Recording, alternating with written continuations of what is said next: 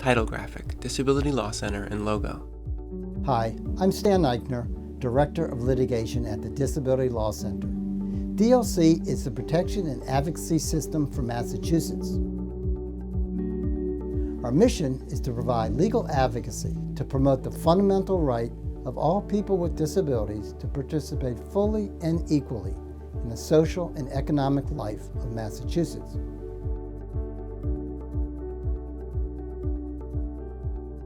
We'd like to share with you just 4 stories which illustrate how DLC makes a real difference in the lives of people with disabilities each and every day.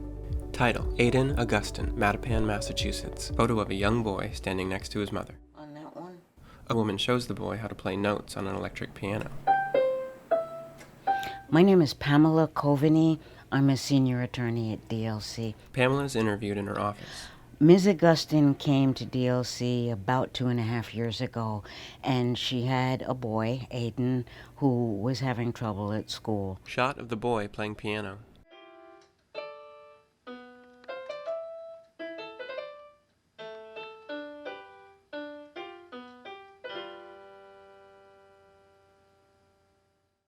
He was getting into a lot of trouble that she felt was related to some disabilities that he'd been diagnosed with. And initially she asked for special education services and the school declined. My name is Marie Augustin. I live in Mattapan, Massachusetts.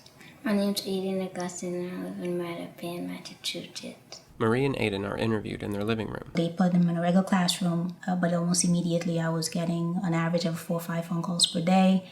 On most times they would tell me to just come pick him up. Aiden. I was frustrated and mad and upset.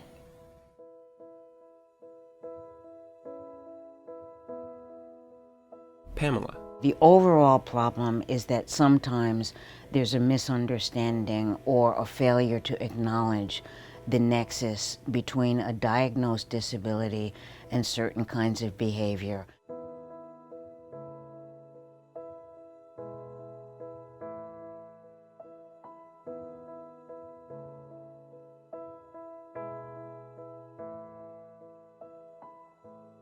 Marie. They had a couple of occasions where they were physically restraining Aiden for some of his actions.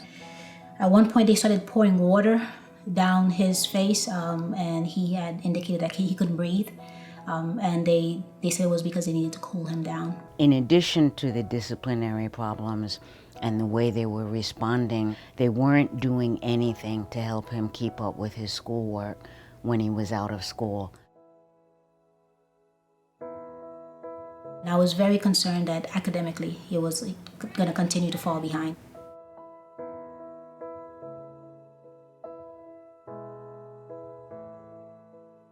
When a child in Massachusetts is suspended, the school has a legal obligation to help the child make educational progress. And that wasn't happening with Aiden.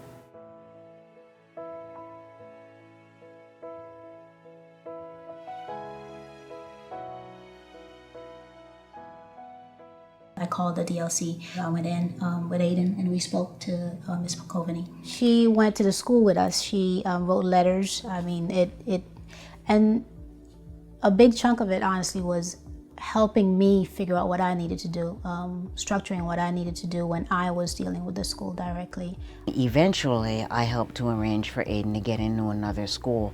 Well, we changed schools. We're at Holmes Elementary School, which is a much better fit for us. They have a gym. Yes, Aiden is very adamant. That was the first thing he loved when we went to go visit. They have a gym.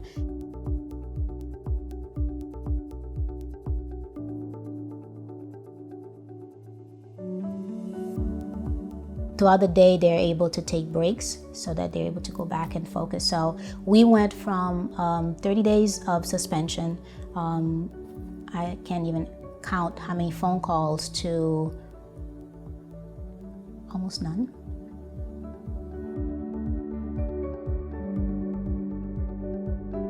I think this new school is a good fit for me. Yes, and thanks to DLC that we got that. So thank you for the work that they do. It's why I get up every day, and it's why I'll continue to get up every day. It's some of the most validating work that I've ever done. Title: Cheryl Quintal, Lowell, Massachusetts. Photo of Cheryl smiling. Cheryl is interviewed in a conference room and uses sign language. We hear an interpreter as she signs. Hello, I'm Cheryl Quintal, and I'm from Lowell, Massachusetts. I'm Caitlin Parton. I'm a staff attorney at Disability Law Center in Boston, Massachusetts. Caitlin is interviewed in her office.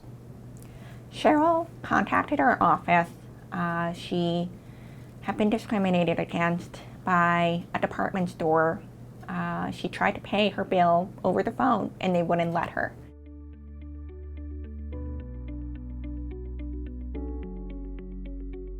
Cheryl: I have two phones, one for hearing people and one for deaf people, for me. With a video phone, if you're calling a hearing person, there's an interpreter on the phone who's able to interpret the call for you. And they sign the conversation so that you can have seamless communication.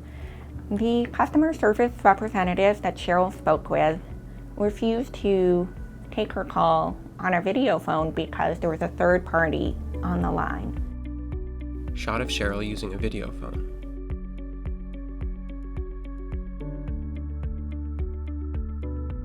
I asked, how do you communicate with deaf people on the phone? They told me to call through TTY, but I don't have a TTY. I only have VP, video phone. It's not good customer service, and it's certainly not legal to say, you can't use the video phone because there's a third party on the line. Call us back with a TTY, where there's also a third party on the line. The policy doesn't make sense in practice, and it should be changed.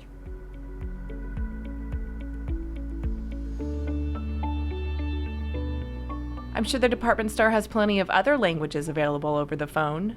It's no problem for hearing foreign language users, but it's still a problem for deaf people. I yelled to DLC to come to the rescue. I tried working directly with the department store. Unfortunately, that didn't really go anywhere. So we decided to file with the Massachusetts Commission Against Discrimination. We also filed a complaint with the Department of Justice, Disability Rights Section, alleging violations of the Americans with Disabilities Act. And both of those actions are still ongoing.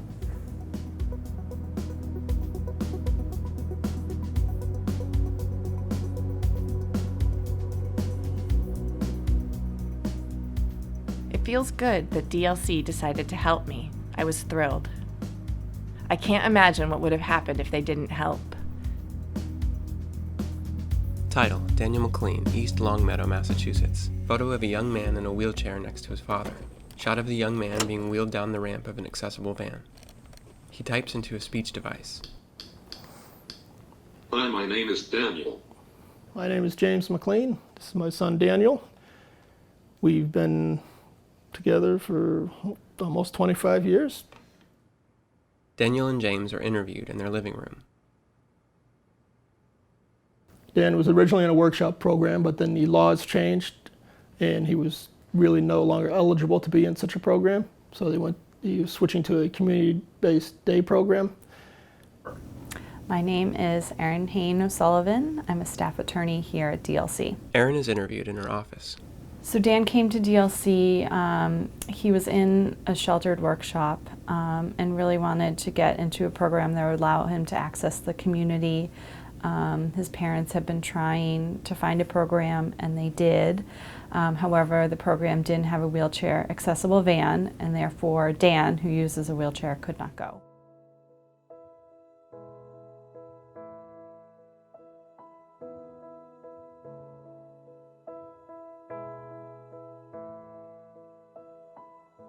James.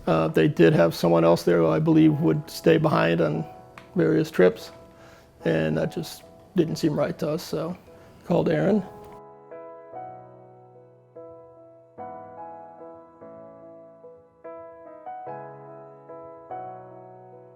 DLC wrote a demand letter to the state asking that the state or the program provide an accessible van under several different federal laws. Shot of Daniel being wheeled by his father into an accessible van. After a few back and forth communications, they did in fact provide a van to the program, which allowed Dan to go, and he loves it. Aaron holds up a photo of Daniel smiling outside an accessible van. He gets to go in the community now several days a week, interact with peers and other community members, and he's really having a great time. He really does enjoy it. Rather than just sitting in a room being bored and looking at a computer all day or something like that, he actually gets out. Daniel. Bowling. That's right. And where else? Where does it? Swimming pool. Yeah. Dan and his parents are really incredible people. To be able to help means a lot. That's why we do the work we do here at DLC. We really believe that an individual should not be denied access to their community due to their disability. And that's what was happening to Dan. And it's not anymore. Title, Helen Dempsey, Holyoke, Massachusetts. Photo of a young girl with a pink dollhouse behind her. The girl is interviewed in her bedroom. My name is Helen. I live in Holyoke, Massachusetts. My name is Michelle Dempsey. I live in Holyoke, Mass. I'm Helen's mother. I'm Aquila Dempsey, Helen's father, Michelle's husband. Aquila and Michelle are interviewed from their living room. Well, she was really struggling in her old school. It was not a school that was equipped for hard of hearing children. Helen. It was really loud and I didn't like it, so I can't study. My name is Stephanie Krantz. I'm an attorney at the Disability Law Center, and I work out of the Northampton, Mass. office. Stephanie is interviewed in her office.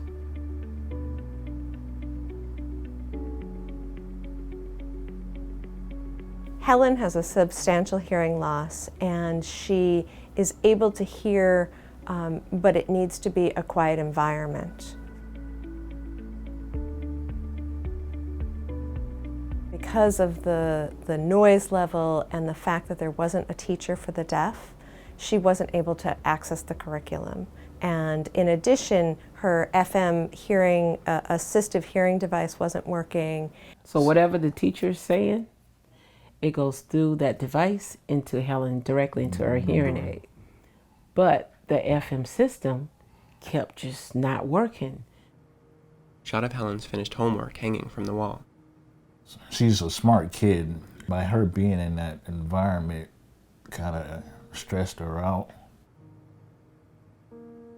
Stephanie. In addition to the school classroom not being appropriate, Helen also experienced a bullying episode on the van on the way to school that was really disturbing and directly connected to her disability, where a child yelled into her hearing aid and really caused pain in her ears. My old friends, some of them was mean, be rude, they say mean word to me. They take things from me. It was definitely another reason for her to get out of that setting and into a more appropriate school setting. Michelle. Well, the first thing DLC did, they listened when no one else was listening. That was hard for us to get people to do, is Very listen. hard. Shot of Stephanie, Helen, and Michelle sitting on the couch and looking at a photo album. They listened, and then they did something about it. We took the case, and I quickly set up a negotiation meeting with the Holyoke Public School System, and I negotiated a settlement where Helen was placed in the Willie Ross School for the Deaf, where she would be able to obtain total communication. Now I'm going to new school, and I like that. She's much happier. She came home the first day from school. She said, "Mom, I was able to finish my assignment." And she pops it out of her book bag. "Look, Mom, and I got 100. Shot of Helen and Michelle reading a book together. So I encourage the parents to really invest in your child that has a disability and Your child has a right to learn. Your child has a right to be educated. Many, many families don't know their legal rights, and that's the importance of the Disability Law Centers. We get out into the community and educate both families and school districts on the importance of providing a free, appropriate public education in the least restrictive environment for children with disabilities. You know what I explain? I look at it as, you know how the plane is on the runway? And if there's potholes in it, the plane can't soar. And what DLC did was fill in those potholes. And the Helen is that plane, and I just see her just running up and flying. That's what DLC did for my daughter. Shot of Helen smiling as she plays in her room. Stan Eichner. We hope you enjoy hearing about some of the work that DLC does across Massachusetts every day. If you'd like to know more about the Law Center, please go to our website at www.dlc-ma.org.